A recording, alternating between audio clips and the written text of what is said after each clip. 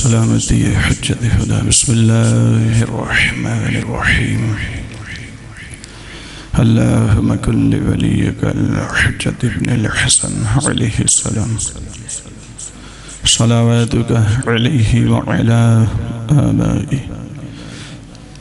فی هذه الساعة وفی کل ساعة ولیا وحافظا وقائدا وناصرا ودلیلا وحینا حتى تسکنه أرضك طوعا وتمتعه فيها طويلا برحمتك يا أرحم الراحمين امیر المومنین کی ذات پہ مل کے باز بلند صلوات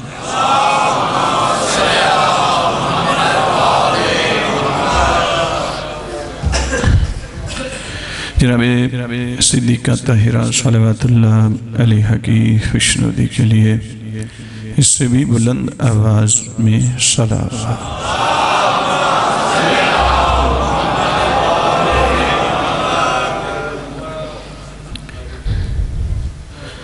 اعوذ باللہ من الشیطان اللعین الرجیم بسم اللہ الرحمن الرحیم الحمد للہ الذی سمک السماء وندب عباده إلى الدعاء وجعلنا من المتمسكين بالكتاب والسنة والمتمسكين بمنهاج الأئمة الذين أظهر الله عنهم الرجس وطهرهم تطهيرا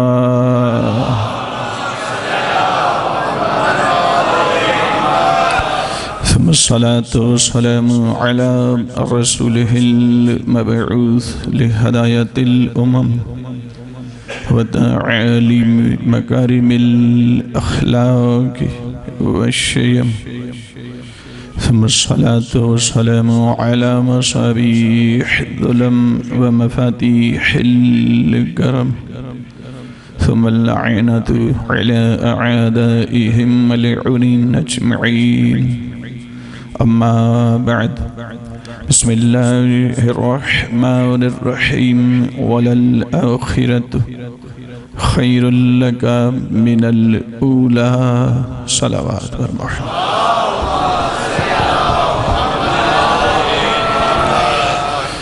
نعرہ تکبیر نعرہ تکبیر نعرہ تکبیر نعرہ رسالت نعرہ رسالت نعرہ حیدری نعرہ حیدری حسینیت حسینیت یزیدیت یزیدیت باز بلند صلوات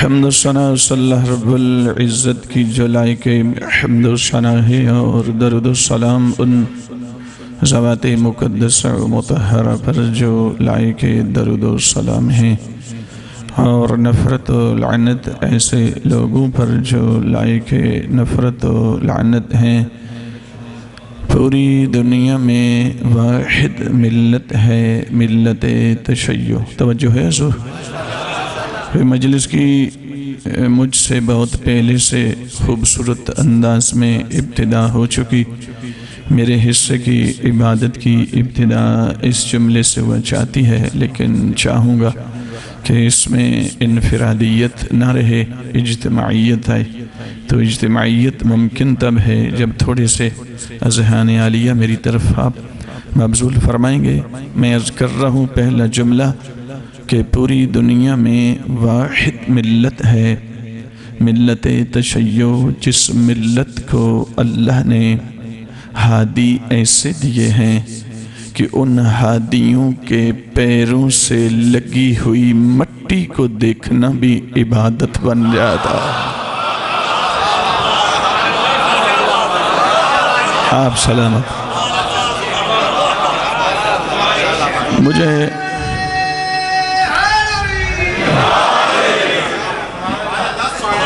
واحد ملت ہے ملت تشیع. مجھے دنیا کے راہبروں کا تذکرہ کرنے کی ضرورت ہی کوئی نہیں، اس لیے کہ کسی کا کریں تو نحوست آتی ہے، کسی کا کریں تو مذمت ہوتی ہے، اور کسی کا کریں تو اللہ کی طرف سے لعنت آتی ہے. پر میرے ہادی وہ ہیں جنہیں دیکھیں تو دیکھنا عبادت ہے، جنہیں سنیں تو سننا عبادت ہے، جنہیں سوچیں تو سوچنا عبادت ہے. اور میرے سامعین بالخوبصورت اذہان، خوبصورت مومنین میرے سامنے تشریف فرما ہے.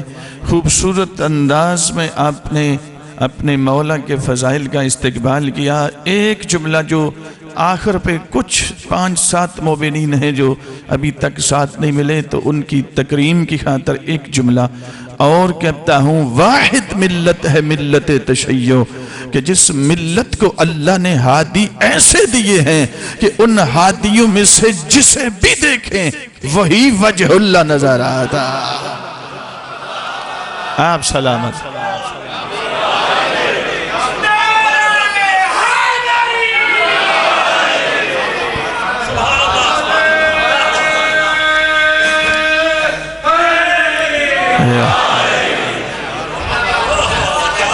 واحد ملت. اللہ صلی اللہ علیہ وسلم. واحد ملت ہے ملت تشیع.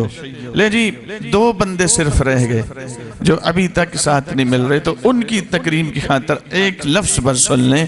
جس ملت کو اللہ نے ہادی ایسے دیے ہیں کہ ان ہادیوں میں سے جسے بھی دیکھیں وہی اپنے دور کا محمد نظر آتا. یا رسول اللہ، اتنا حسین نام ہے. مولا آپ نے فرمایا نحن کلنا، میرا پہلا، میرا اوسط، میرا آخر، ونحن کلنا، ہم سارے کے سارے محمد. مولا ایک اور نام بھی ہے، وہ نام بھی بڑا حسین ہے. وہ نام بھی اللہ نے رکھا ہے، وہ نام علی ہے. مولا کیا ہی ہوتا آپ نے یہ جو فرمایا اولنا محمد و اوسطنا، کیا ہی ہوتا یہ فرما دیتے اولنا علی و اوسطنا علی و آخرنا علی ونحن کلنا، میرا پہلا، میرا اوسط، میرا آخر، ہم سارے کے سارے علی. مولا یہ کہہ دیتے تو کوئی حرج تھا، کوئی قباحت تھی علی کہنے میں؟ تو عجب نہیں. بارگاہ رسالت سے آوازیں سمجھنے کی کوشش کر. علی کہنے میں حرج کیسا، لیکن کریں کیا؟ ابھی تک تو یہ ایک علی کو حلق سے نیچے نہیں اتار سکے، 14 علی کو ہضم کیسے کر؟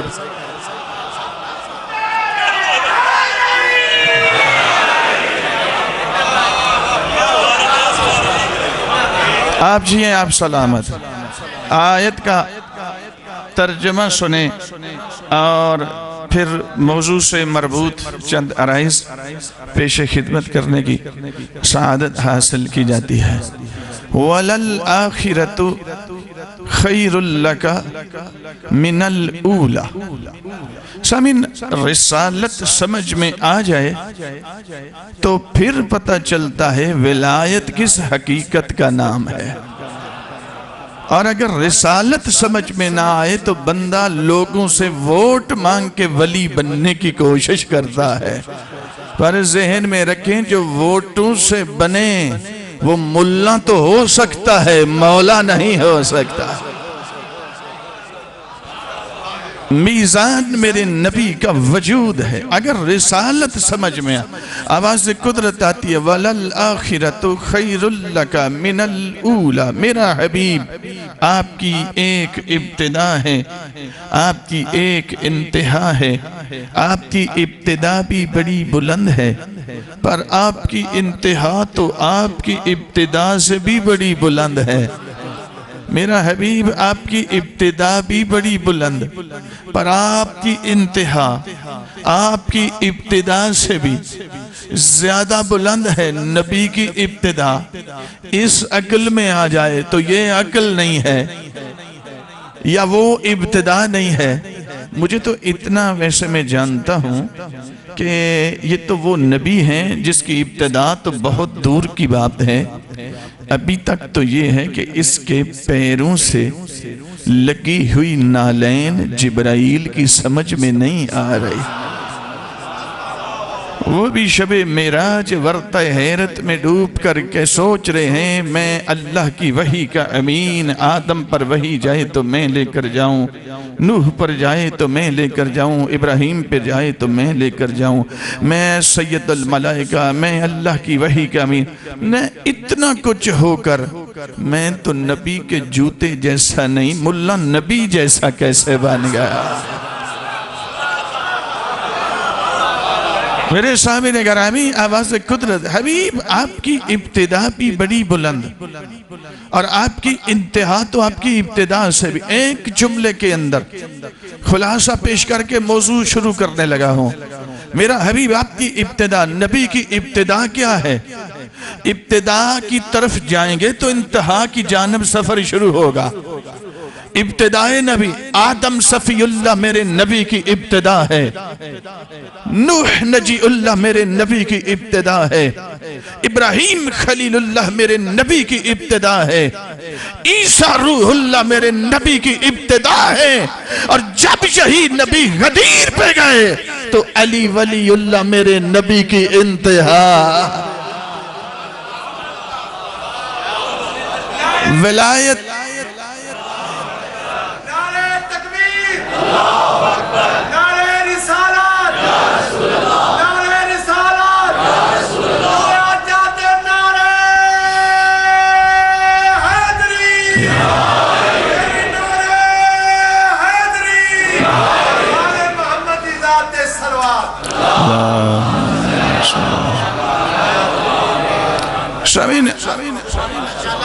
ولایت کی کہ بہت سارے جنبے ہیں، ولایت کے کچھ مراحل ہیں، ولایت کے کچھ مبادی ہیں۔ پچھلی 2 سال پہلے حاضر ہوا تھا، صرف نام کی حد تک میں نے بیان کیے تھے، مجھے یاد ہے، لیکن اس سے تھوڑا آگے بڑھنا چاہتے ہیں۔ مبادی کیا ہیں، مراحل کیا ہیں، اس کے جنبے کیا ہیں؟ جنبے اور ہوتے ہیں، مراحل اور ہوتے ہیں، اور مبادی اور ہوتے ہیں۔ آپ ان کو پیچھے کر کے آئیں۔ ولایت کی 2 قسمیں ہیں، ایک منصب ولایت، ایک رتبہ ولایت۔ اب مجلس موضوع میرا شروع ہو گیا۔ ایک منصب ولایت، ایک رتبہ ولایت۔ منصب ولایت اور ہوتا ہے، بھئی 2 منٹ آپ نے تھوڑا سا زحمت آپ کو کرنا پڑے گی، میرے ساتھ دینا ہوگا۔ منصب ولایت اور ہے، رتبہ ولایت اور ہے۔ منصب ولایت پر آنے کا میرٹ اور ہے، رتبہ ولایت پر آنے کا میرٹ اور ہے۔ کیا بات ہے، کیا بات ہے، خوبصورت خوبصورت۔ میری سوچ سے زیادہ آپ آگے بڑھے، لیکن پھر تکرار کرنے لگے ہوں جو ساتھ نہیں ملے ان کے لیے۔ ایک رتبہ ولایت، ایک منصب ولایت۔ منصب اور ہوتا ہے، رتبہ اور ہوتا ہے۔ ذہن میں رکھیں، اللہ صاحب منصب نہیں، صاحب رتبہ ہے۔ کیا منصب پر آنے کا میرٹ اور ہے، رتبے پر آنے کا میرٹ اور ہے۔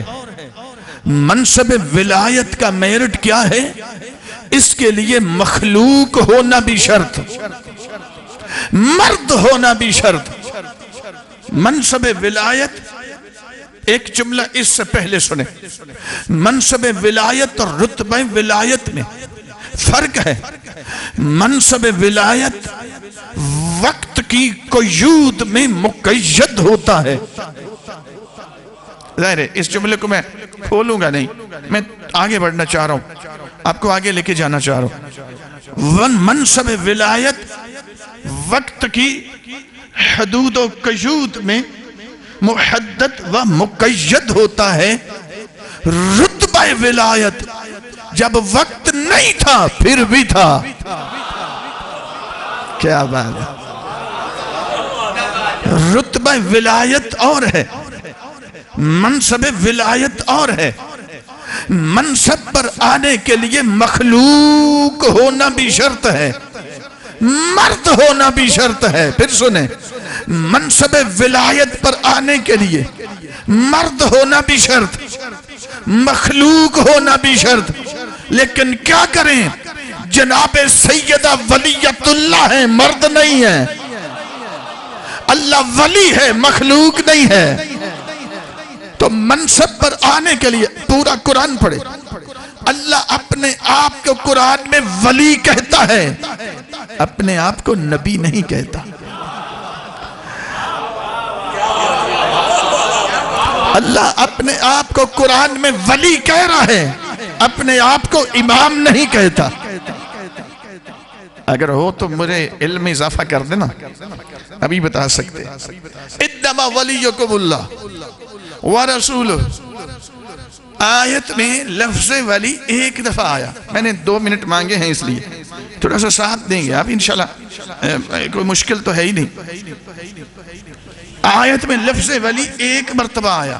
آگے اللہ نے اپنا نام بھی لے لیا، نبی کا بھی لے لیا، میرے علی کا تذکرہ بھی کر دیا.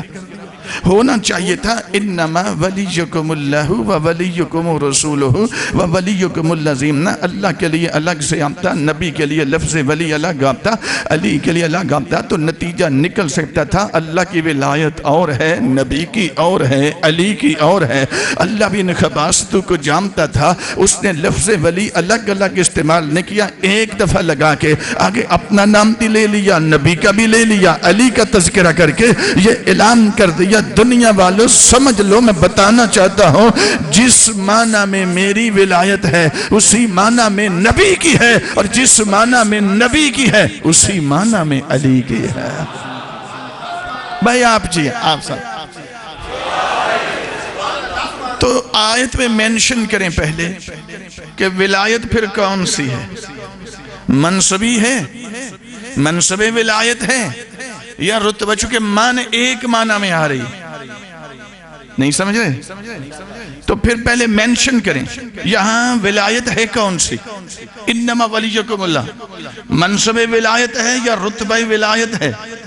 اگر منصب ولایت کہیں تو اللہ کو صاحب منصب ماننا پڑے گا، اور منصب پر آنے کے لیے مخلوق ہونا بھی شرط ہے، مرد ہونا بھی شرط ہے. جناب سیدہ کے لیے پھر کیا کہیں گے، اللہ کے لیے کیا کہیں گے؟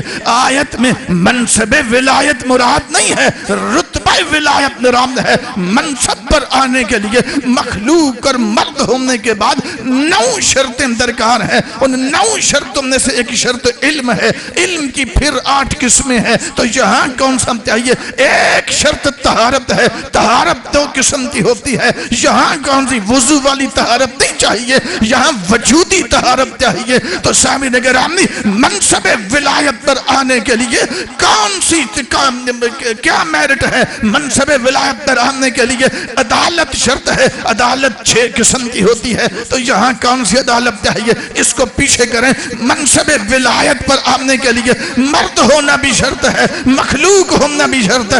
اس کے بعد علم کون سا چاہیے، طہارت کون سی چاہیے، عدالت کون سی؟ 9 شرطیں درکار ہے. لیکن رتبہ ولایت پر آنے کا بھی ایک میرٹ ہے. اس پر آنے کا میرٹ کیا ہے؟ ایک ہی میرٹ ہے. رتبہ ولایت پر آنے کے لیے یا اللہ ہونا شرط ہے یا وجہ اللہ ہونا شرط ہے.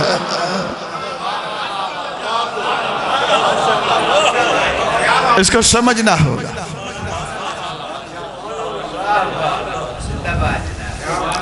رتبہ ولایت اور ہوتا ہے. اللہ صاحب رتبہ ہے، صاحب منصب نہیں ہے. توجہ فرما رہے ہیں؟ رتبہ ولایت پہ بھی میرٹ ہے. کوئی تبرک تھوڑا ہی ہے کہ جس کا جی چاہے وہ منصب پہ آ جائے اور جس کا جی چاہے وہ رتبہ ولایت پہ آ جائے. نہ، یہ جی چاہنے کی بات ہی نہیں. اس کا میرٹ ہے. اس کا میرٹ کیا ہے؟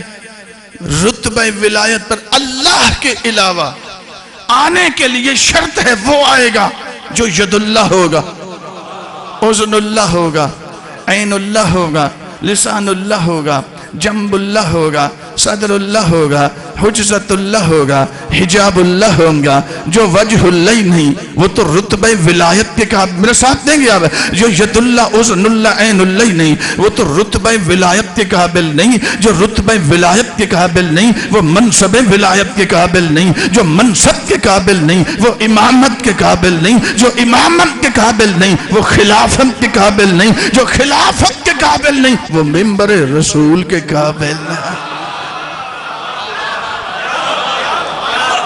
بھائی وہاں سے چلیں گے آپ مرحلہ وار، اور ممبر رسول تک کون ہستی ہے اس میرٹ پہ پورا اترتی ہے؟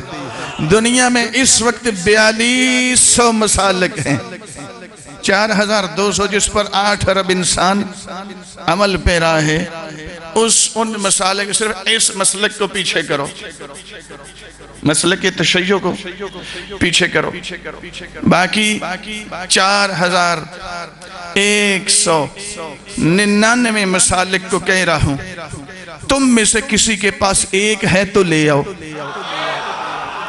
10 ہیں تو لے آؤ، 50 ہیں تو لے آؤ، میں وعدہ کرتا ہوں اتروں گا مائک سے، بات نے اعلان پہلے کروں گا، تسلیم پہلے کروں گا، اور جہاں تک ہو سکا ان سے بھی کرواؤں گا، لیکن جس کو منوانا چاہتے ہو نا صرف اتنا ثابت کر دو کہ یہ وجہ اللہ ہے،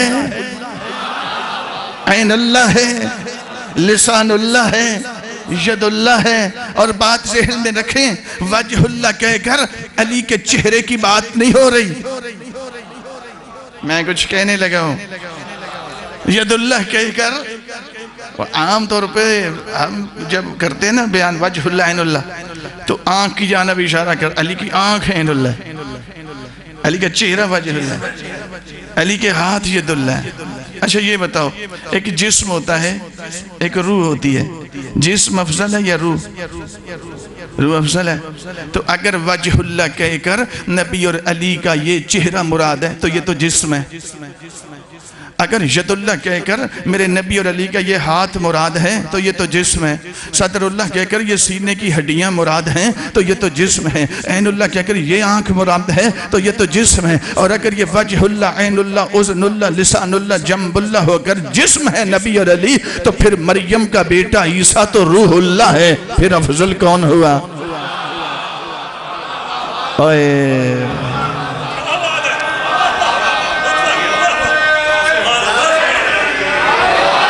اور اگر جناب عیسیٰ افضل ہے میرے نبی اور علی سے تو پھر میں حدیث غدیر پہ لے جاؤں جس میں میرے نبی زندگی کا سب سے لمبا خطبہ دینے کے بعد پھر فرماتے ہیں من کنتو مولا، جیسے یہ نہیں فرما رہے صحابہ میں سے جس کا میں مولا اس کا ادبی اعتبار سے اس کا ترجمہ صحیح کیا کریں، صحیح بنتا ہے من ذوی العقول کے لیے آتا ہے، توجہ فرمائیں میری طرف، من ذوی العقول کے لیے آتا ہے، کنتو ماضی استمرار ہے، پھر سنیں من ذوی العقول کے لیے آتا ہے عربی کے اندر، کنتو ماضی استمرار ہے، جس کا مطلب یہ ہے جس کا جب سے میں محمد مولا،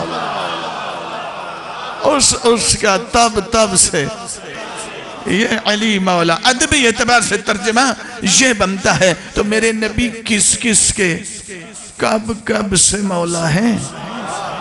میرے نبی عرش کے مولا ہے، وہ جس کے پیروں کے نیچے عرش آ جائے، میرے نبی جبرائیل کے مولا ہے، آدم صفی اللہ کے مولا ہے، ابراہیم خلیل اللہ کے مولا ہے، عیسیٰ روح اللہ کے مولا ہیں، تو جس کے جب سے نبی مولا، اس کے تب سے علی مولا۔ تھوڑا سا ساتھ دیں گے آپ، معافی چاہتا ہوں، مجلس اگر گھنٹے سے اوپر چلی جائے مشکل تو نہیں ہے، کسی کو اور تو نہیں پڑھنا میرے پاس؟ پڑھنا کسی نے؟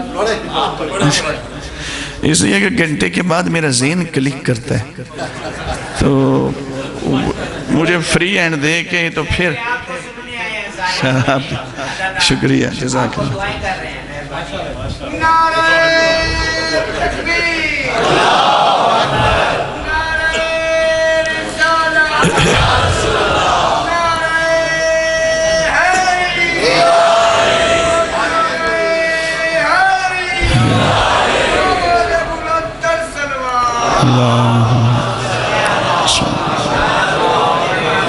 توجہ ہے میرے سامعین، واجہ اللہ کہہ کر بات اس چہرے کی نہیں ہو رہی۔ میں کوئی دعوی علم نہیں، صرف ایک طالب علم ہونے کی حیثیت سے، لیکن مکتب اہل بیت کی ترجمانی کرتے ہوئے یہ جملہ میں کہنے لگا، کوئی ذاتی خواہش، ذاتی فکر کے تابع ہو کر بھی نہیں، بلکہ آل محمد کے مذہب کے مطابق یہ جملہ کہنے لگا ہوں۔ ساتھ دینا ہوگا سامعین گرامی، وجہ اللہ کہہ کر بات اس چہرے کی نہیں ہو رہی، ید اللہ کہہ کر بات اس ہاتھ کی نہیں ہو رہی، پورا وجود علی اللہ نے وجہ اللہ بنایا ہے، پورا وجود حسن مجتبی اللہ نے عین اللہ بنایا ہے، پورا وجود حسن عسکری اللہ نے ید اللہ بنایا ہے۔ اور بات ذہن میں رکھیں، اس گھر کے نبی علی حسن حسینی وجہ اللہ عین اللہ عزن اللہ نہیں، اس گھر کا تو ابو طالب بھی ایسے ہی عزن اللہ ہے جیسے علی عزن اللہ۔ ہوتا کیا ہے؟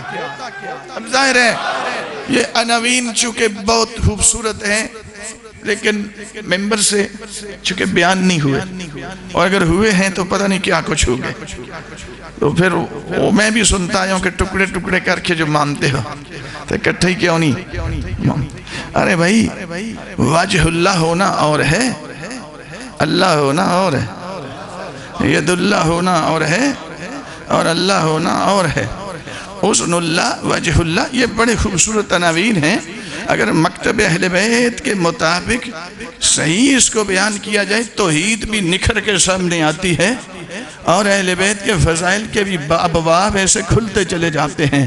یہ عناوین گوناگو ہیں، ظاہر ہے میں سب تو بیان نہیں کر سکوں گا، ایک بیان کر دیتا ہوں۔ مثلاً حسن اللہ کس کو کہتے ہیں؟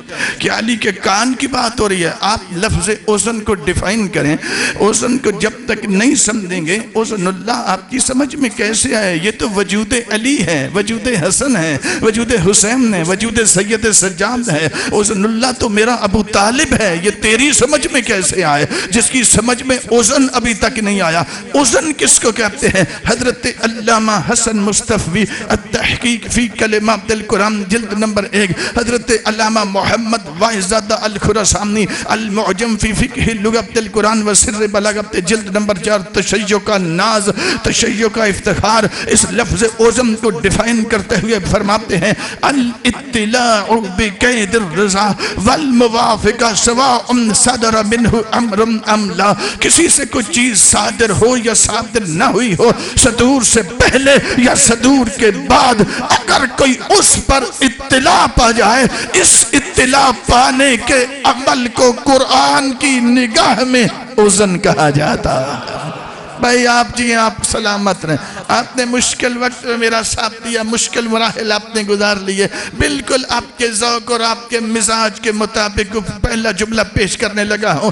عظم کس کو کہتے ہیں؟ مثلا میں نے مجلس کا کچھ حصہ بیان کر دیا، صادر ہو گئی، اس پر آپ مطلع ہوں گے۔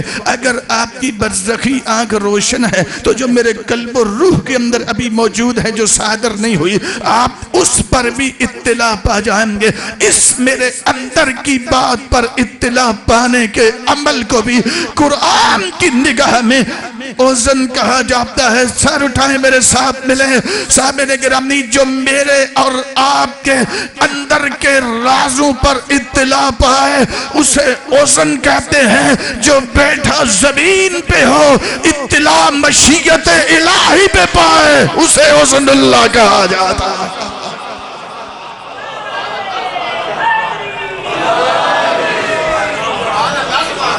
اب ظاہر ہے بھائی اذن کی دو قسمیں ہیں، ایک اذن حسی ہے، ایک اذن عقلی ہے۔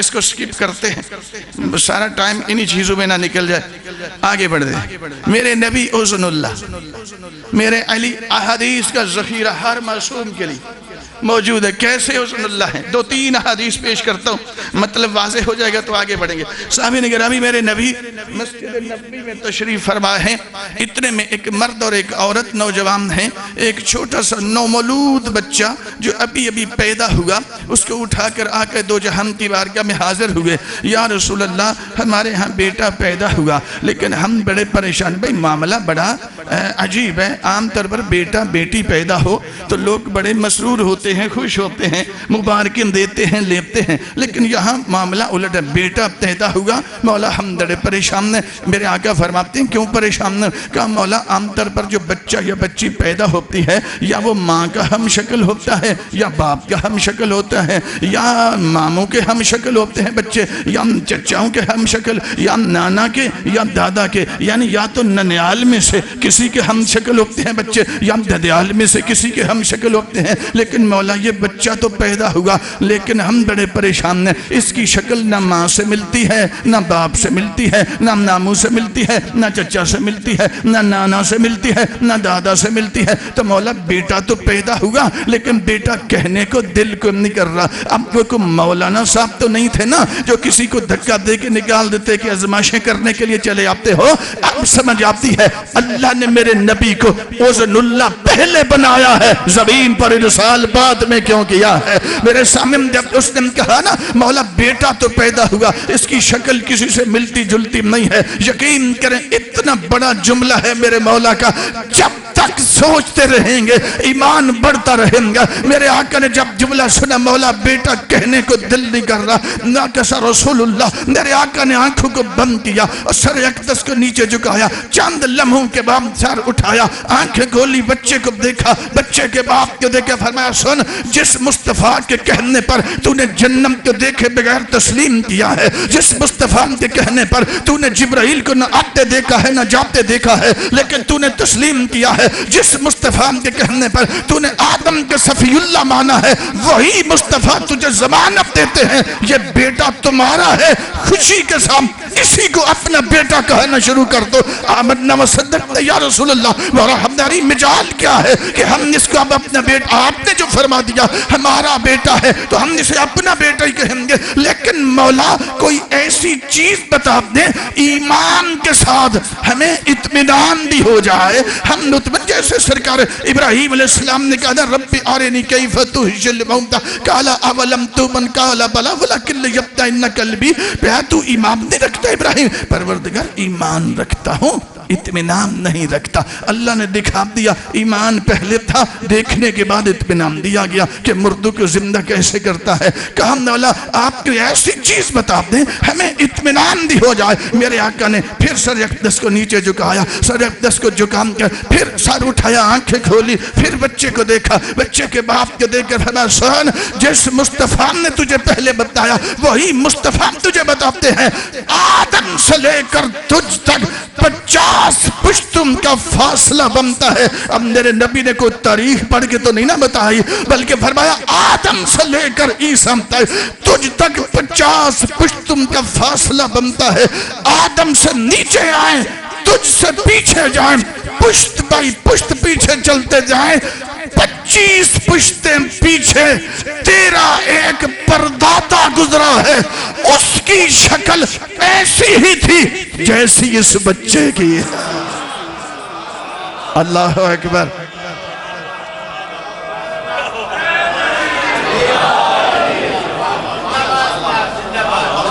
آدم علیہ السلام سے لے کر تجھ تک 50 پشتوں کا فاصلہ، تجھ سے پیچھے جائیں 25 پشتیں پیچھے تیرا باپ، اس سے پیچھے تیرا دادا، اس سے پیچھے تیرا پیچھے چلتے جائیں پشت بے پشت 25 پشتیں پیچھے تیرا ایک پردادا گزرا ہے. اس کی شکل ایسی ہی ہے جیسی اس بچے کی ہے. سمجھ آئی سامعین؟ اس وقت لوگوں کی زندگیاں بڑی لمبی ہوتی تھی، مثلا 800 سال، ہزار قومیں، سمود قومیں، آج بڑی لمبی زندگیاں، بڑی جابر سرکش قومیں ہوئی ہیں، بڑی لمبی زندگیاں. آپ 800 سال نہ لگائیں، منیمم ایوریج لگا لیں، فی پشت 100 سال کر لیں. 100 سال پر پشت کا کریں تو 25 پشتوں کا کتنا بنا؟ 2500 سال، 2500 سال. 2500 گھنٹے کی بات نہیں، 2500 سال. اب سمجھ آئی؟ جو 2500 سال پہلے گزرے ہوئے افراد کی شکلوں پر بھی اطلاع رکھتا ہو اسے وزن اللہ کہا جاتا.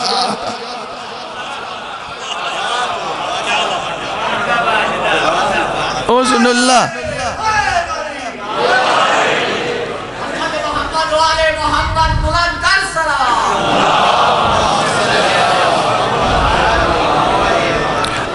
14 میں سے جسے دیکھیں وہی اذن اللہ. تو جو اذن اللہ ہوگا وہ رتبہ ولایت پہ آئے گا. جو رتبہ ولایت پہ آئے گا وہ منصب ولایت پہ آئے گا. جو منصب ولایت پہ آئے گا وہ امامت کے لیے کوالیفائی کرے گا. جو امامت پہ آئے گا وہ خلافت کا حقدار ہوگا. جو خلافت پہ آئے گا وہ منبر رسول کا مالک ہوگا. سمجھ آئی میرے سامنے؟ اس کا میرٹ تبرک تھوڑا ہی ہے جس کا جی چاہے ایسے ہی آ جائے. نہیں میرے سامنے آگے بڑھیں تھوڑا سا. حدیث کا ذخیرہ ہر معصوم کے لیے. میرے علی اذن اللہ کیسے, میرے حسن مولا اذن اللہ کیسے, میرے ابو طالب اذن اللہ کیسے, میرے حسین مولا اذن اللہ کیسے, میرے سید سجاد اذن اللہ کیسے, صادق آل محمد اذن اللہ کیسے, امام کاظم اذن اللہ کیسے, امام رضا اذن اللہ کیسے, سرکار عسکری اذن اللہ کیسے, سرکار ولی العصر اذن اللہ.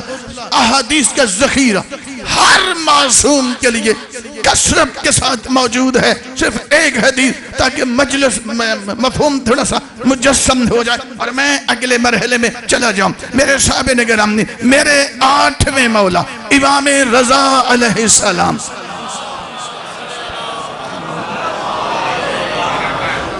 میرے مولا خراسان میں ہیں. 1 سال گزرا جو مدینہ کے اندر 2 مومن مسجد نبوی میں ایسے بیٹھ کر ایک دوسرے سے کہتے ہیں سال گزر گیا, ہمارے مولا چلے گئے, مدینہ سنسان لگتا ہے. ایسے نہ کریں, اگر تو میرا ساتھ دے, رکھتے سفر باندھے, اپنے مولا کی زیارت کے لیے خراسان چل. اس نے بھی توافق کیا, کہا ٹھیک, دن کا تعین, وقت کا تعین ہو گیا. وہ اپنے گھر رکھتے سفر باندھا, وقت مقرر پہ چل پڑے. ہزاروں میلوں کا سفر ایسے طے کرتے کرتے منزل بے منزل خراسان میں امام رضا علیہ السلام کی بارگاہ میں حاضر ہوئے تو میرے مولا کی زیارت کی قدم بوسی کی. اتنے میں نماز ظہر کا وقت ہوا. میرے مولا فرماتے ہم بھی ادا کرنے لگے ہیں, تم بھی آ جاؤ. کہا مولا ہم تو اسی کے لیے تو آپ کے پیچھے شہادت ہی تو حاصل کرنا چاہتے. امام نے نماز شروع کرنے سے پہلے مڑ کر پیچھے دیکھا, ایک حکم ایک کو دیا, دوسرا حکم دوسرے کو دیا. ایک کو دیکھ کے فرمایا تو پوری نماز پڑھ. امامت تک انج تھوڑا ہی آ جاندے جس کو استنجے کی واجب مقدار کا بھی پتہ نہ ہو, وہ بندہ ان کو امام مننے منو تو او دی عقل تے حیرت ہوندی. ایک کو کہا تو نماز پوری پڑھ, دوسرے سے فرمایا تو آدھی پڑھ. کب حال ہے, بندے آئے ہیں مدینہ سے, پہنچے ہیں خراسان میں, امام ایک کو اور حکم دے رہے ہیں. عمل ایک ہی ہونا ہے لیکن حکم بدل گیا. اس کو فرما رہے ہیں تو آدھی پڑھ, اسے فرما رہے ہیں تو پوری پڑھ. حکم امام پہ عمل پیرا ہونے کے بعد نماز ہو گئی مکمل. اس نے مکمل پڑھی, اس نے قصر پڑھی. قصر پڑھنے کے بعد آگے بڑھے. یا ابن رسول اللہ, اے رسالت امام کے بیٹے, مولا جہاں سے یہ چلا تھا وہیں سے میں چلا تھا. جتنا سفر اس نے کیا اتنا سفر اس میں نے کیا. پھر مولا جو اس کی منزل تھی وہی میری منزل ہے. مولا وجہ کیا ہے, مجھے آپ نے پوری پڑھنے کا حکم دیا ہے, اس کو قصر کا حکم دیا ہے, وجہ کیا ہے؟ 8ویں مولا فرماتے ہیں سن, میرے میں نے نہیں دیا, یہ میرے نانا نے دیا ہے. مولا وہ کیسے؟ میرے نانا کی شریعت کا فیصلہ ہے کہ جس کا سفر حلال ہوگا اس کی سفر میں آدھی ہو جائے گی, جس کا حرام ہوگا اس کی سفر میں بھی پوری رہ جائے گی. اب ایک مرتبہ پریشان ہوا, چہرے کی رنگت بدلی, پریشان ہوا. یا اپنے رسول اللہ, مولا میں تو آپ کی زیارت کے لیے, ان تو کہتے کہ امتیاز کاظمی نو دیتا جا سکتا ہے, قبلہ اختر عباس صاحب کو دیا جا سکتا ہے, وہ اذن اللہ ہے. ہاں وہ تیرے اندر کیا, وہ خدا کے رازوں پہ اطلاع رکھتے ہیں. مولا میں تو آپ کی زیارت کے لیے میں نے اس کو مشورہ بھی دیا کہ مدینہ سنسان ہو گیا، تو مولا اس نے طواف کیا، مشورہ تو میرا، پھر میرا سفر حرام کیسے؟ میں تو آپ کی زیارت کے لیے، بھئی سوال تو بنتا ہے نا، کہا مولا میرا سفر حرام کیسے، اس کا سفر حلال کیسے؟ میری حرمت سفر کی وجہ سے میری نماز پوری کیوں، اس کی عادی کیوں؟ مولا وجہ کیا ہے؟ میرا سفر حرام کیوں، اس کا سفر جائز کیوں؟ میرے 8ویں مولا فرماتے ہیں اس لیے کہ اگر تو صرف میری زیارت کی نیت کرتا پھر تیرا سفر بھی ایسے ہی جائز ہوتا جیسے اس کا جائز تھا۔ مولا میں نے آپ کے کیا ہے، آپ دیکھیں نا تھوڑا سا مضبوط ہو کے نا، تو وہ ذرا سمجھ رہا ہے کہ شاید میں اس طرح کروں گا تو پتہ نہیں مولا اپنے وہ بیان بدل لیں گے، لیکن اس کو کیا پتا، یہ بیٹھے زمین پہ ہوتے ہیں، نگاہ لوہے محفوظ پہ ہوتی ہے۔ مولا میں تو آپ کی زیارت کا قصد کیا، فرمایا بات اگر میری زیارت تک محدود ہوتی تو پھر مسئلہ ہی کوئی نہیں تھا، تیرے لیے بھی وہی حکم ہوتا جو اس کے لیے ہے، لیکن مشکل یہ تھی جب تو نے مشورہ دیا، توافق کر کے اس نے تیرے ساتھ دن طے کر کے تو اپنے گھر چلا گیا، یہ اپنے گھر چلا گیا، جب تو سامان باندھ رہا تھا، رکھتے سفر تیار کر رہا تھا، سامان پیک کر رہا تھا، تیری زوجہ تیرے پاس کھڑی تھی، پتہ نہیں میرے سامعین میرے ساتھ ہیں یا نہیں، فرمایا تیری زوجہ تیرے گھر میں تیرے ساتھ پاس کھڑی تھی، تو اپنی زوجہ سے کچھ باتیں بھی کر رہا تھا، بولا کیا کر رہا تھا؟ میرے 8ویں والا فرماتے تو کہہ رہا تھا خراسان میں امام رضا کی زیارت کے لیے تو جا ہی رہا ہوں، وہاں مامون الرشید بھی رہتا ہے، میں اس کی بھی ملاقات کروں گا، اپنی حاجتیں اس کے سامنے پیش کروں گا اور میری حاجت روائی ہو جائے گی۔ فرمایا سن، جو ہماری زیارت کے لیے خالص آئے اس کا سفر حلال ہوتا ہے، جو ہمارے دشمن کے لیے آئے اس کا سفر حرام ہوتا ہے۔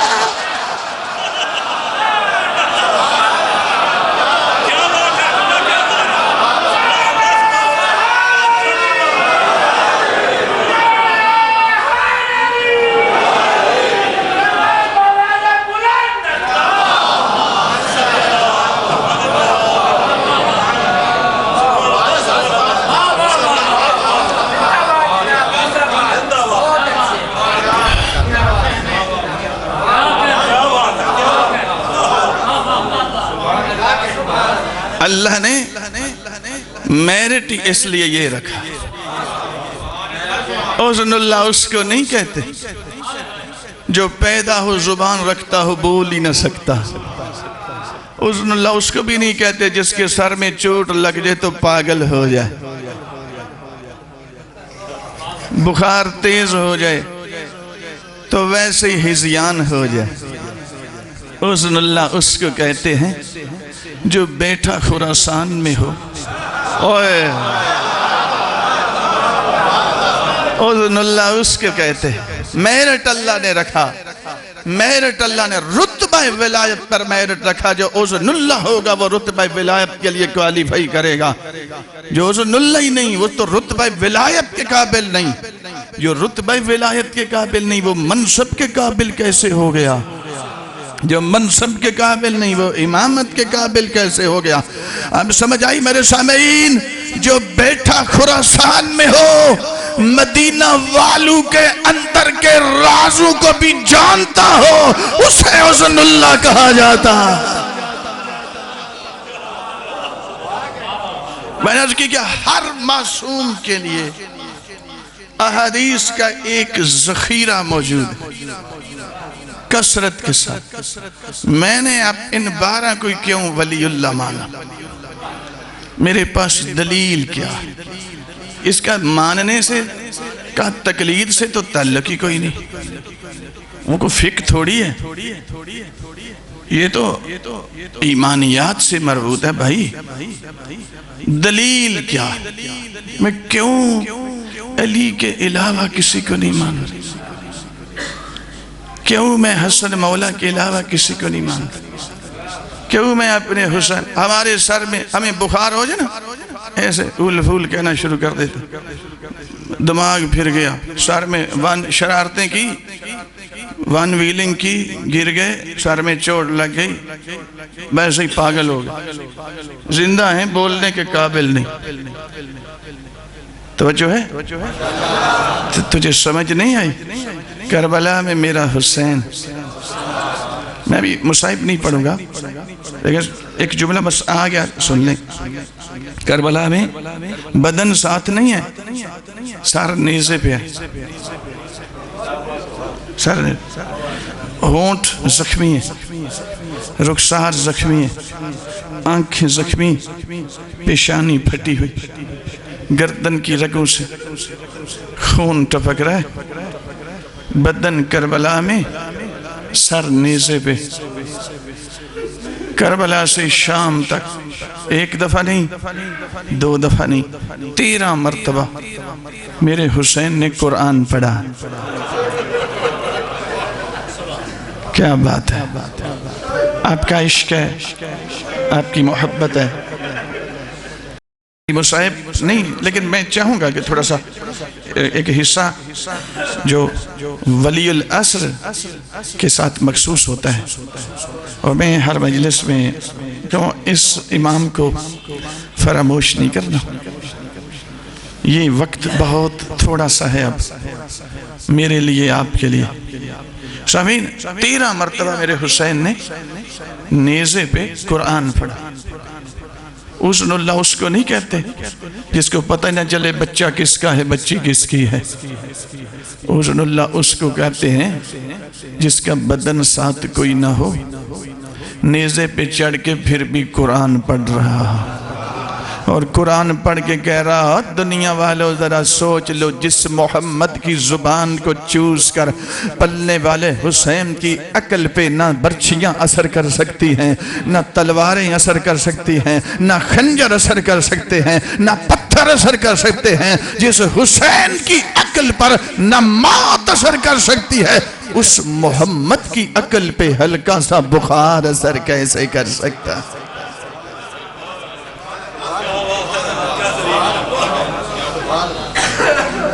حسین آقا نے قرآن پڑھ کر رسالت بچائی، قرآن بچایا۔ ایسے دربار یزید میں جب سر پہنچا نا تو ایک مرتبہ سر سے کھانسنے کی آواز ہے، ایسے لوگوں کی توجہ میرے مولا کے سر اقدس کی طرف ہوئی۔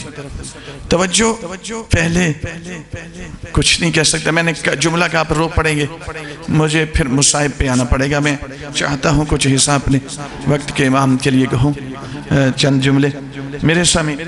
ایک مرتبہ کھانسنے کی آواز آئی، ایسے نظریں اٹھی، حسین آقا نے دربار یزید میں پھر قرآن پڑھنا شروع کیا۔ پڑھ کر بتایا، او ملعون، تو کہتا تھا وحی کوئی نہیں آئی، تو کہتا تھا کوئی قرآن نہیں آیا، تو کہتا تھا کوئی نبوت نہیں آئی، میں نیزے پر چڑھ کر شہادت کے بعد، سر کٹوانے کے بعد قرآن پڑھ کے کہہ رہا ہوں، قرآن بھی آیا ہے، وحی بھی آئی ہے، نبوت بھی آئی ہے۔ قرآن نے وعدہ کیا تھا شہید زندہ ہوتا ہے، پورا حسین نے کیا۔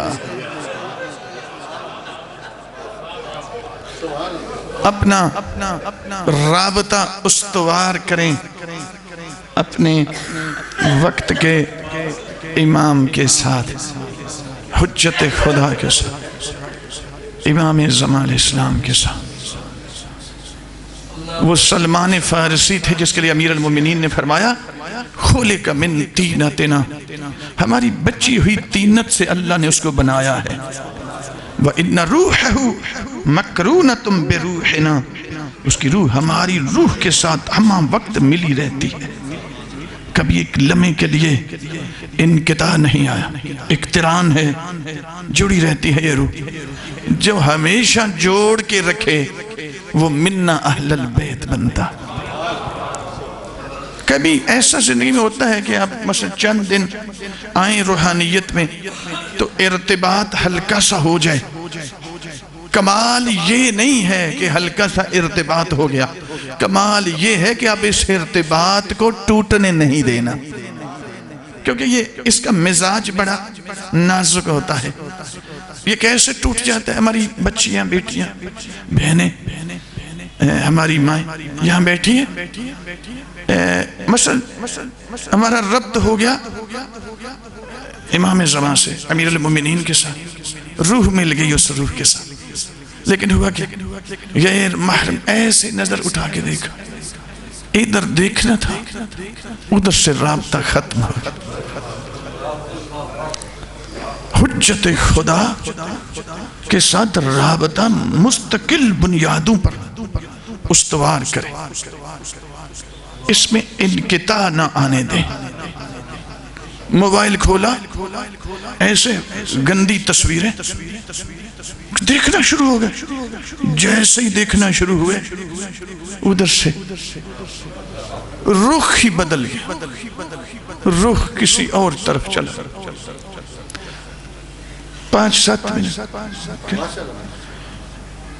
امام زمان کی سپاہ کے 2 حصے ہیں، ایک 313، ایک نچلی سپاہ۔ 313 میں جانے کا معیار اور ہے، نچلی سپاہ میں جانے کے لیے 10 شرطیں۔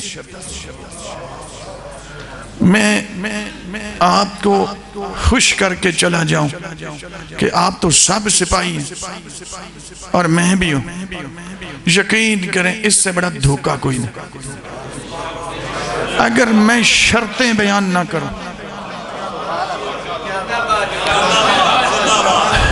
میں اگر میرٹ نہ بیان کروں کہ میرے مولا کی پاکستان کی آرمی میں، پولیس میں، بینک میں کسی جگہ جاب کرنا ہو، کلرک بھرتی ہونا میرٹ اور ہے، سی ایس ایس کرنا ہو میرٹ اور ہے، بندہ 7ویں کلاس میں سے بھاگا ہوا ہو تو وہ ڈاکٹریٹ نہیں کر سکتا،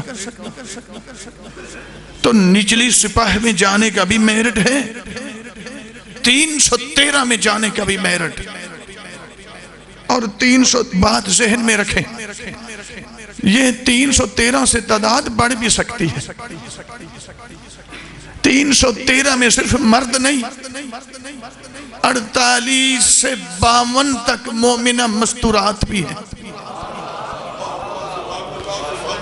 جن میں سے 13 کے نام تو معصومین خود بتا کے گئے، جو پہلے ہو چکی، کوالیفائی کر گئی، کسی کا اجر ضائع تو نہیں نہ ہوگا۔ حضرت عمار یاسر، شیعہ کون سا ہے جو اس نام سے واقف نہ ہو؟ پوری فیملی 313 میں آ رہی ہے۔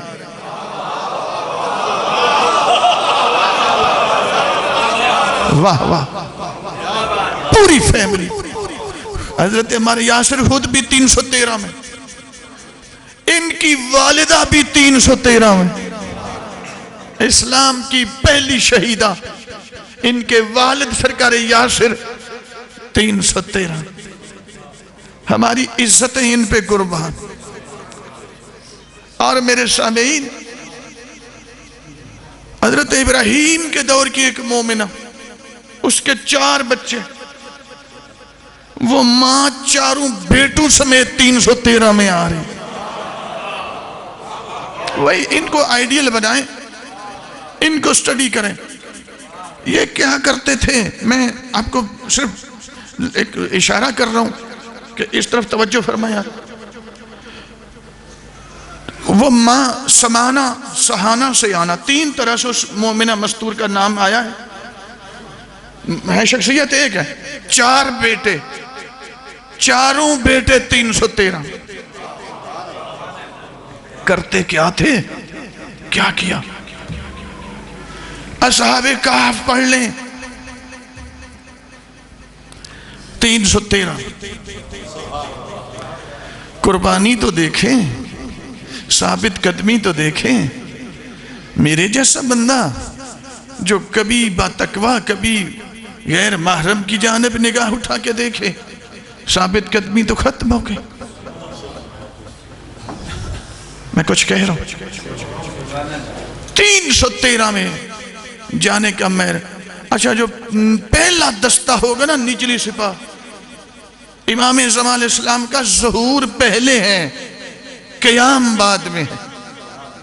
ظہور ہے رجب یا شعبان میں، جب ظہور ہوگا نا تو 313 ایسے پہلی شب کو امام کی بارگاہ میں حاضر ہو جائیں. اس میں کوئی آسمان پہ ہے تو وہاں سے اترتا ہوا آئے گا, کوئی زمین کے مشرق میں ہے تو وہ ایسے پرواز کرتا ہوا, کوئی سویا ہوگا بستر پہ, گھر والے بستر پہ دیکھیں گے وہ غائب ہو چکا ہوگا. ایسے امام کی بارگاہ حاضر ہو چکے ہوئے. سامعین, تو جو نچلی سپاہ ہے اس پر آنے کے لیے ماشاءاللہ آپ سلامت رہیں. 10 شرطیں. تو پہلا دستہ جو ہوگا 10,000 کا. غور تو کریں, یہ 10,000 ہم سے پورے نہیں ہو رہے. 10,000 10 شرطیں ہیں بھائی امام کے نچلی سپاہ کا حصہ بننے کے لیے. 10 شرطیں. ان میں سے ایک شرط میں ابھی بیان کرتا ہوں, مجھے یاد تو نہیں ہے, اتنا ہے کہ میں نے کوئی بیان کیا تھا پچھلی مجلس میں, لیکن اب مجھے نہیں یاد کہ میں نے کون سی شرط بیان کی تھی. چلیں اگر تکرار ہوگی تو پھر بھی وہ بھی کوئی ایسا قباحت نہیں ہے. لیکن سامعین 10 شرطیں. نچلی سپاہ وہ بندہ جائے گا حجت خدا کی نچلی سپاہ میں جو اپنا 1 نہیں 2 نہیں 3 نہیں, اپنا ہر عمل خود اپنے ہاتھوں سے اپنے امام کی بارگاہ میں ہمہ وقت پہنچانے والا ہوگا.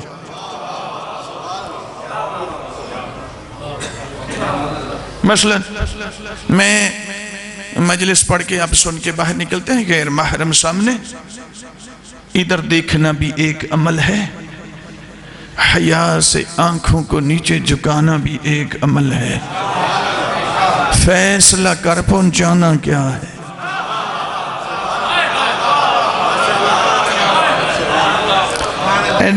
اتنے خوبصورت مومنین, کیا بات, فیصلہ کر پہنچانا کیا. میرے سامعین, گھر میں بیٹھے ٹی وی لگا ہوا, اس پہ موسیقی بھی ہے, فلمیں بھی ہیں, ڈرامے بھی ہیں, گناہ کا تصور ہی مٹتا گیا ہمارے ہاں. وہ گند دیکھنا بھی ایک عمل, اس سے رخ پھیرنا بھی ایک عمل. فیصلہ کر کیا پہنچانا. اچھا, ہماری بچیاں, بیٹیاں, بہنیں گھر سے نکلتی ہیں کسی کام کی خاطر, تو کام تو اگلی بات ہے نا, گھر سے نکلنا ایک عمل ہے. تو مستورات بھی تو جائیں گی, عمل پہنچانا امام کی بارگاہ میں. تو گھر سے نکلنے سے پہلے اپنی کیفیت دیکھیں, بے حجاب ہو کے جا رہی ہوں یا با حجاب ہو کے جا رہی ہوں.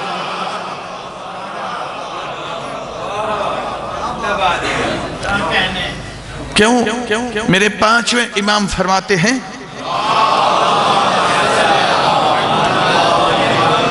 ہمارے قائم کے ظہور پر سب سے پہلے مومن مرد مدد نہیں کریں گے, مومنہ مستورات یہ مدد کریں گے. مولا کون سی؟ ہر مومنہ. فرمایا نہیں. کون سی؟ فرمایا اللہ اس مومنہ کو خاص توفیق سے نوازے گا جو زندگی میں کبھی بے حجاب ہو کر غیر محرم کے سامنے نہ آئی ہو,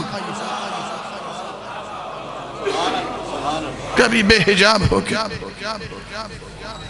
کربلا میں بھی بنو ہاشم کے علاوہ بھی مستورات تھی, وہاں بھی یہ ثابت قدمی.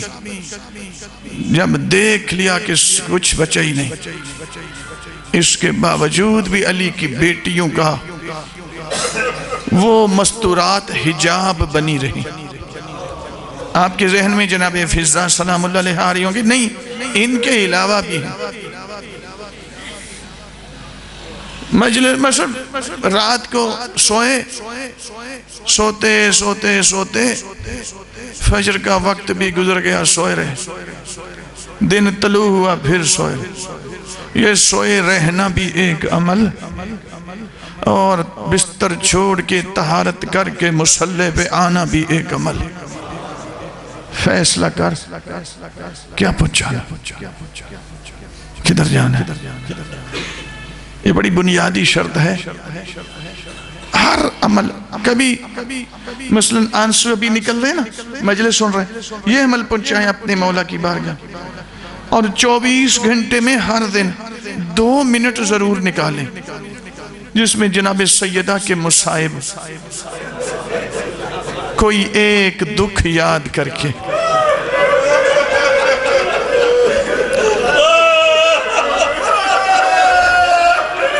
اتنا سا آنسو نکل آئے جس سے مچھر کا پر بھیگ سکتا کہنا وقت کے امام آپ کی دادی کے غم میں یہ آنسو نکلا یہ عمل پہنچا کبھی گناہ سے بچیں یہ عمل پہنچا اپنے مولا کی بارگاہ میں آپ صدا سلامت رہیں نازک وقت ہے نہیں بس ٹھیک ہے نازک وقت ہے یہ وہ وقت ہے جب حالات اس قدر تیزی سے بدلتے جا رہے مسجد اقصی شاید شہید ہو جائے اور ذہن میں رکھے اس وقت لاشیں بکھری پڑی ہیں کچھ کو بھوکا رکھ کے مارا جا رہا ہے کچھ پہ بم برسا کے یہ عزاداران جناب سیدہ ہو سکتا ہے میں ایک طالب علم ہوں میں تحقیق کی بنا پہ کہنے لگا ہوں یہ جملہ کہ مجھے لگتا ہے کہ یہ وہی جنگ ہے جس کے فوراً بعد یوسف زہرہ کی آمد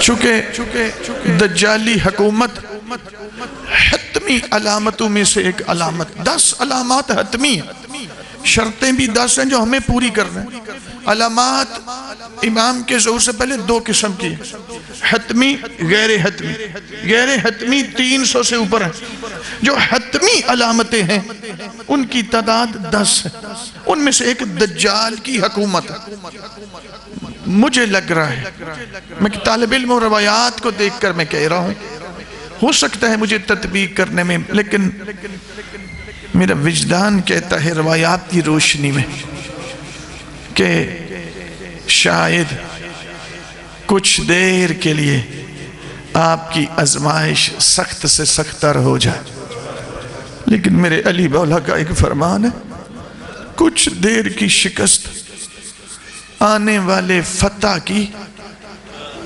زمینہ سازی ہوتی ہے مقدمہ بنتی ہے دجالی حکومت بننا اس کے لیے لعنت کریں گے اس پہ لیکن ہے حتمی اور یہ دجال کی حکومت کوئی لمبا عرصہ نہیں 14 ماہ اور کچھ دن اس کے 6 مہینے حکومت کے قیام کے بعد سفیانی کی حکومت بھی بنے گی عراق اور شام کے کچھ علاقے ملا کر ان علاقوں دونوں کے مقدمات تیار ہیں موضوع بڑا لمبا ہے یہ میں صرف آپ کی توجہ اس طرف کرا رہا ہوں بنے گی ایک 6 مہینے پہلے ایک 6 مہینے بعد ختم دونوں اکٹھی ہوں گی اور وہ میرے امام کے ہاتھ سے وہ ان 313 کے ہاتھ سے وہ ان 10,000 کے مومنین مجاہدین کے ہاتھ سے کوشش کریں اپنا رابطہ استوار کریں وقت کے امام کے ساتھ گناہ سے بچتے جائیں گے نا آپ محسوس کریں گے کہ آپ کو امام اپنے قرب میں لیتے جا رہے اور جب یہ محسوس ہونے لگے تو پھر گناہ کی طرف نہیں جانا بچتے جائیں مولا کی قسم اور پچھلے گناہوں کے لیے میں نے عرض کی دن میں 24 گھنٹے ہیں صرف 2 منٹ جناب زہرہ کے ٹوٹی ہوئی پسلیوں کو یاد کر کے اتنا سا آنسو نکال لیں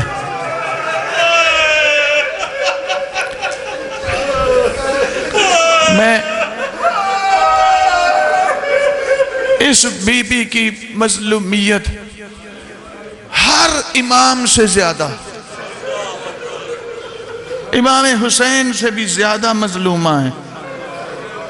ہاں میں جانتا ہوں، طالب علم ہوں، پڑھتا ہوں، میری زندگی کا زیادہ حصہ مظلوم کربلا کی کہ ذکر میں گزرا، لیکن جانتا ہوں امام حسین ابھی زندہ تھے جو سار بدن سے جدا کیا گیا۔ علی مولا کی بیٹیاں جب لاشِ حسین پہ پہنچی تو بدن کے جس حصے کو ہاتھ لگاتی تھی وہی جدا ہو جاتا تھا۔ ہر جوڑ ٹوٹ چکا تھا، ہر ہڈی ٹوٹ چکی تھی، سر کی ہڈی جگہ جگہ سے ٹوٹی ہوئی، جگہ جگہ سے۔ اور پتہ نہیں آپ کو کیسے برداشت کریں گے، کربلا میں ایک مقام ہے، مقام امام زمان علیہ السلام، جنہوں نے زیارت کی صحیح سمجھ کے نہیں دیکھا نا تو اس مقام تے ضرور جائیں۔ پتہ یہ کون سا مقام؟ یہ وہ مقام ہے جہاں پر امام زمان علیہ السلام کھڑے ہو اپنے دادا حسین کے غم میں نوحہ پڑھتے رہے۔ اس میں ایک جملہ فرماتے ہیں، حویت الی الارض جریحا ہوا یحوی۔ علماء بزرگان قبلہ بیٹھے ہیں، ہوا یحوی یہ مادہ اس کے لیے استعمال ہوتا ہے جب کوئی چیز بلندی سے نیچے گرتی ہے لیکن سیدھی نہیں گرتی، سر کے بال زمین پہ آتی ہے، اس کے لیے یہ مادہ استعمال ہوتا ہے۔ امام زمان اس مقام پہ کھڑے ہو کے کہتے ہیں، حویت الی الارض جریحا، میرے دادا حسین یہی وہ مقام تھا جب آپ کی کمر میں نیزہ لگا تھا، آپ زین سے زمین پر اس انداز میں آئے کہ آپ کا سر پہلے زمین پہ ٹکرایا، پھر آپ کا بدن باقی زمین پہ لگا۔ میرا سلام دادا حسین، اجرکم علی اللہ۔ کربلا میں 3 ہستیاں ہیں جو زین سے نیچے اتری تو پہلے ان کا سر زمین پہ ٹکرا ہے۔ رونے کے لیے بہت بڑا جملہ، 3 ہستیاں، ان 3 ہستیوں میں سے 2 علی کے بیٹے ہیں اور 1 علی کی بیٹی ہے۔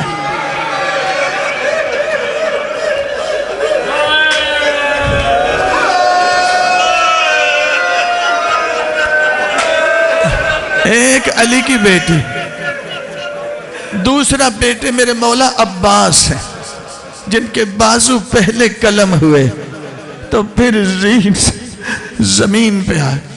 11 محرم کو جب علی کی بیٹیوں کے، پتہ ہے آپ کو علی مولا کی کتنی بیٹیاں تھی کربلا میں؟ 3 بیٹیاں نہیں تھی، 14 بیٹیاں کربلا میں تھی۔ علی مولا کے 8 حرم کربلا میں تھے۔ ہاتھ پسے گردن اونٹوں پہ بٹھا کے جان بوجھ کے مقتل کے درمیان سے اونٹوں کو گزارا جانے لگا۔ عزاداران جناب سیدہ، ہر بی بی کا اونٹ گزر گیا لیکن جو شریکت الحسین تھی ایسے دیکھتی ہیں خوشبو تو یہیں سے آ رہی ہے، پتھروں کا ڈھیر پڑا ہوا ہے۔ علی کی بیٹی نے بندے ہاتھوں کے ساتھ اپنے آپ کو کوہان سے نیچے گرایا۔ مولا کی قسم نے علی مولا کی بیٹی زمین پہ ایسے آئی جیسے عباس بازو کٹوا کے زمین پہ آ۔ پہلے بی بی کا سر زمین پہ ٹکرایا، پھر باقی بدن زمین پہ آکے لگا۔ ایسے کونیوں سے پتھروں کو پیچھے ہٹایا، پیچھے ہٹا کے علی مولا کی بیٹی نے ایسے گردن پہ منہ رکھ کے بیان کیا۔ جناب مختار سقفی جب شمر کو گرفتار کرایا فرمایا ام العون بتاؤ، میں نے سنا تو نے کربلا میں بڑے ظلم ڈھائے اور کسی موقع پہ تیرے دل میں بھی کوئی نرمی آئی یا کوئی نہ؟ حرام زادہ کہتا ہے ہاں مختار، ایک موقع تھا جب میرے دل میں نرمی آئی تھی۔ کہا کون سا؟ اس وہ وقت تھا جب تو میرے حسین کی گردن پر جگہ بدل بدل کے خنجر چلا رہا تھا۔ کہتے نہیں اس وقت تو میری شکاوت بڑھ رہی تھی۔ کہا اس وہ وقت تھا جب تو حسین کی بیٹی کے رخساروں پر تماچے مار رہا تھا۔ کہتا نہیں مختار پھر بھی نہیں۔ کہا وہ کون سا موقع؟ کہا جب علی کی بیٹی لاشا حسین تے پہنتی نا، بی بی نے رونا شروع کیا، میں نے کچھ دیر تو انتظار کی شاید بی بی لاشا چھوڑ دے، لیکن بی بی لاشا نہیں چھوڑ رہی تھی۔ معاف کرنا مومنین کرام، کہتا ہے میں نے ایک تازیانہ پکڑا، تازیانہ پکڑ کے میں قریب آ کے کبھی سر پہ مارتا تھا، کبھی ہاتھوں پہ مارتا تھا، علی کی بیٹی کا پاکیزہ خون زمین پہ بہنے لگا۔ آخری جملہ اجرکم اللہ، سیدہ آپ پہ راضی ہوں، کہتا ہے میں نے تازیانے مارنا شروع کی۔ مختار سقفی فرماتے ام العون بتا کیا پھر بی بی نے لاشا چھوڑ دیا؟ کہتے نہیں لاشا پھر بھی نہیں چھوڑا۔ کہا پھر لاشا کیسے چھوڑا؟ کہا جب 24 سال کے ضعیف سجاد نے دیکھا ایسے اونٹ سے نیچے اترے، پیروں میں بیڑیاں، گردن نے تو سامنے کھڑے ہو گئے، سجاد نے رونا شروع کر دیا۔ سجاد کی آنکھوں میں آنسو دے کر علی کی بیٹی نے لاشا چھوڑ دیا۔ آواز آئی تو نہ رو، تجھے جلتی ہوئی آگ سے